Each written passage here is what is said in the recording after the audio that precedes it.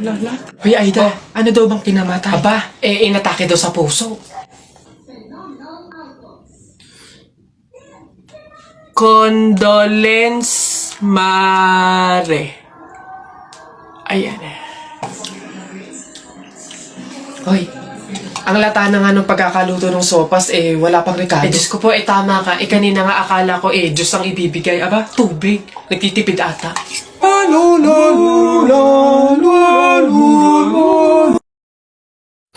Hello po, kuya. Hello. Laro po tayo. Ay, hindi pwede. Alis ako Oh! Sige na. Ito yung sa'yo, airplane. Ito yung sa akin. Kunwari, babarilin ko yung airplane, ha?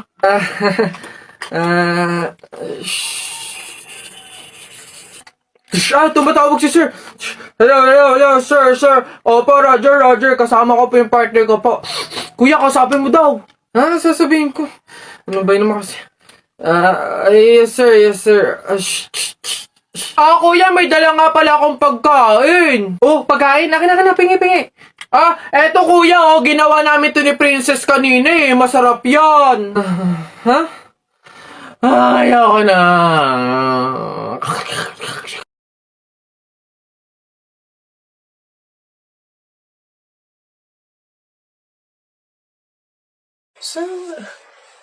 Uy anak! Ano yung ginagawa mo? Bakit ka dyan kumakain sa dilim ha? Alam mo, bawal yan, pamahiin yan. Hindi ka daw pwedeng kumain ng pagkain sa dilim. Mabubulag ka daw.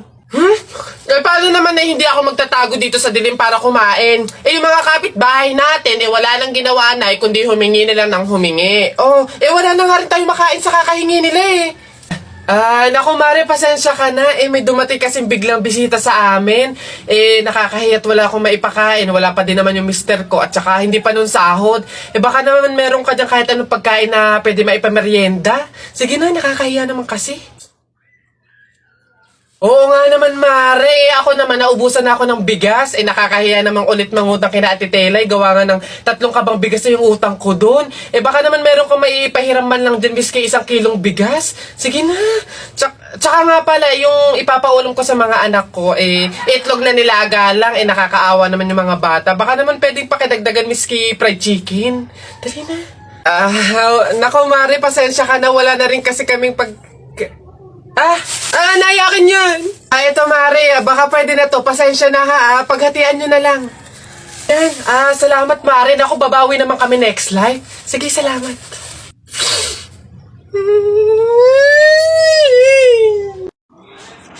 Tao po. Tao. Ano yan? Magkano po kaya yung pansit canton? 15. Ay, teka lang po ate. Yung ano po kaya, yung suka po, magkano? Suka. 10. Aray. Wait lang po ate. Nagtatanong pa lang po kasi inaabot nyo na agad. Yung ano na lang po, tanong ko lang po kung magkano yung presyo ng itlog. Pa yan. Itlog. 8. Ay! Teka lang kasi! Kutik na iyan! Iba yung nabili sa nagtatanong lang. Nagtatanong lang ako, nasa harapan ko na agad. Tapos pag hindi binili, iirap-irap kayo. Mga tinderang to. Ay, pasensya na. Magkano to lahat? Pabalot. Nak, papasok ka na pa sa school? Opo, Nay.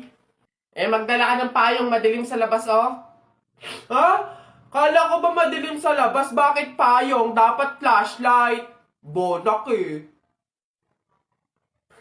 Bonak? Anak, bonak? Nagdala ko lang naman Oy, Tutoy! Sabi... Oy, Tito! Si Tito! Sus, tuloy ka na ba? Bayo, Baka kayo ng chichiks na ha, mag-aral mo nang mabuti. Kabata-bata pa Hindi kaya. Ha? Wag! Oh, bakla ka ata eh. Oh, ba't ganyan mga itsura nyo? Eh kasi naman tayo natalo kami ng Jepoy na yun sa flip top eh. Bata-bata, yabang-yabang eh. Diyos naman, natalo kayong dalawa ng isang bata sa flip top? Hihina naman ng mga anak ko na to. Ako nang tatapos di sa nginunguto-nguto nyo yan, ituro nyo sa akin ng Jepoy na yan. Eto tay. O Totoy, ikaw pala tumalo sa mga anak ko sa flip top. Hindi naman sa pinapatulang kita dahil bata ka, pero syempre mga anak ko to, kailangan ko ting ipagtanggol. O ngayon, tayo naman maglaban sa flip top, ano? O sige po, ako naman mauuna ha. O eto, nakita ko nanay mo nasa bintana, pinana ko, laglag ang nana. Yun na yun, Jepoy. O eto, nakita ko ulam nyo kagabi, tinola. Ayaw mo ng tinola kasi gusto mo, ihi ni Lola. Wala yan eto. Short mo okay, damit mo okay, ngumiti ka lang na konti, kamukha mo na si Koke. Wala naman pala tong batang to eh. O eto, tingnan natin. Nakita ko tatay mo lumunok ng methamphetamine hydrochloride. Pinasabugan ko ng fireworks composed of strontium carbonate. Lumabas si oxide!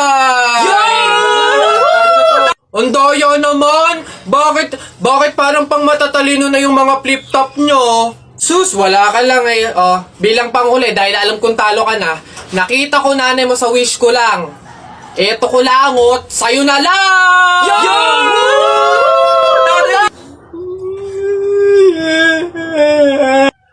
Talo!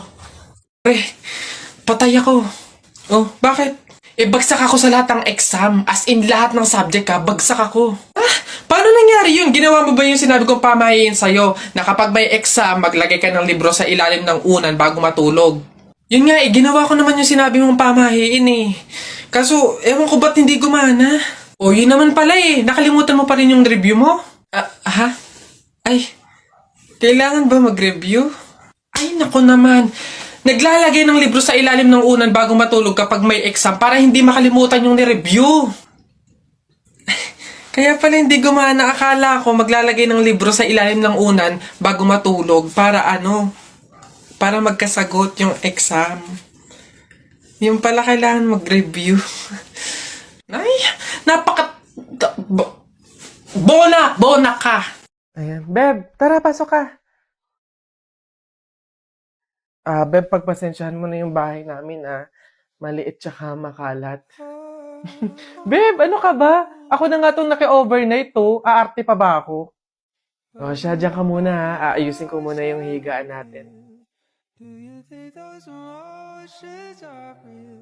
Nay, gutom na nga po ako. Anak, wala pa nga ang tatay mo. Hindi naman nakatanggap ng labada si nanay, kaya wala pang pang-budget ngayon. Konting tiis lang muna, anak, ha? Hello? May tinapay ako dito, Gusto mo? Sa'yo na lang. Masarap yan.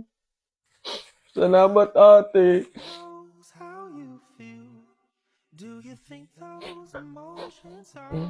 Beb, eto na yung unan tsaka yung kumot na gagamitin mo. Sana mapagtyagaan mo, Pasensya ka na. Yan lang talaga yung meron kami. Walang problema, Beb. Ang mahalaga, makakatulog ako. Thank you. Beb, tara, kain muna tayo bago matulog.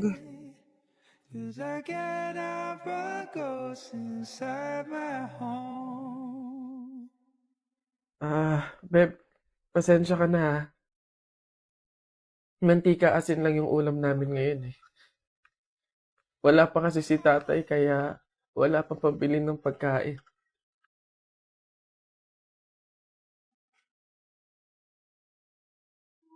Sobra akong nahihiya sa'yo, Beb. Beb, ano ka ba? Magkaibigan tayo, Hindi para i-judge kita. Mahirap naman talaga yung buhay. Minsan nasa baba tayo, to the point na talagang walang-wala na. Pero ang mahalaga, hindi yun palagi. Dadating din talaga yung panahon na nasagana tayo. Kaya na tayo?